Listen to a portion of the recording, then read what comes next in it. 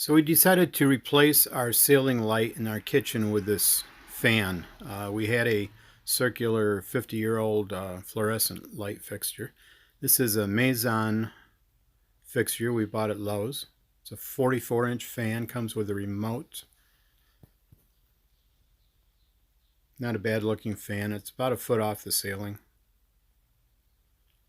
If you open up the box, you'll find the instructions that are packaged in a watertight envelope. Always look at the back for information. The next thing are the fan blades. You have a stainless steel appearing side and a black side. It's your choice which goes down. Then you pull the cardboard out. It's all well packaged, so there's no damage due to vibration. Next thing I want to pull out here is the light, which goes in the bottom of the fan. You see that's a nice light. I don't know if that has a receiver for the remote, but you see the LEDs. It's a 750 lumen light. Next thing I have is the actual mounting flange. This is the first thing that goes on the ceiling. And on the opposite side, it actually has cushion pads that go against the box. Next thing out of the box with a cardboard separator. This is actually like a bezel or a cover that goes on the mounting flange, and then the fan attaches to this. This is a nice stainless steel color. I don't know if that thing in there is a receiver for the remote, not sure, but it gives you a nice little wiring harness. You make your normal connections to your light. In our case, we have a three-way switch, but you could have continuous power the way this works with the remote. You see the switch on the side for forward and reverse from summer and winter. A little desiccant in there, so we'll pull the foam out of here. Very nicely packaged. I'm sure it had a long trip to get here. And I think this is the motor itself. So you see the wiring. Now this is a hot and a neutral for the motor, but this actually controls everything. That's the fan and the motor, and then there's ground in there too, but it's a fan and the motor because the light is controlled by remote. Now these rubber things, you just pull them out and get rid of them. They're a little protection for that motor for shipping. This is a nice little plug with the harness, plugs into the other piece that was in the other one, and there's your cover for your light, your diffuser. And this was a cool little packaging. What's in it? Oh, that's your remote. See, it's got 3 speeds to the fan, and then on top is off and on for the light. The light is not dimmable. You get what you get. So this is my box. I had moved it so it would be over my table away from the counter.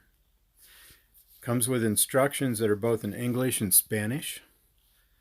It's funny they call it a Mazon from Lowe's, but it's got a nice exploded diagram.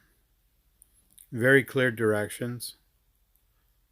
Labels all the parts so you can learn the names of the parts and how many pieces should be included. You could probably assemble it just from this image alone.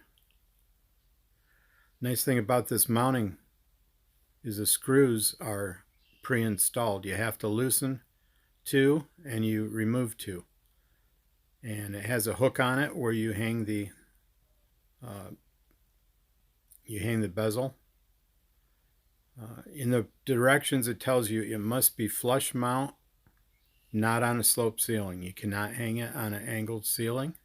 It's about a foot off the ceiling. And you must use the screws that come with your box.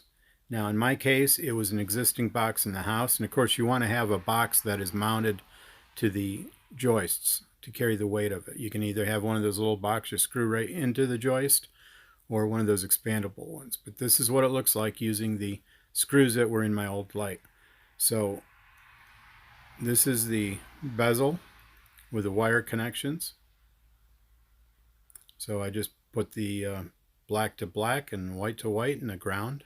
Now my box is metal, so I didn't monkey around putting a ground wire on. The screws go to the mounting flange, and then the grounds go together from the various parts. They recommend taping these as a precaution. I know a lot of people don't tape. Then this ring that's provided, that's got to be put over the piece first, And then after you put it up, tighten the screws. You snap it into place. The motor is inside there. Now for the fan blades, you get 10 screws and 10 fiber washers for 9 positions. So you actually get an extra one. You can choose the stainless steel side or the black side. So this is the extra spare one. So if you drop one, lose it, there you go. You got an extra one. So here I've put the piece on. Apparently a little bit out of order. But I put this piece on. This is what I did before I put that motor on. And then here is the light, and they all are kind of the same. They have 3 screws, hold them on.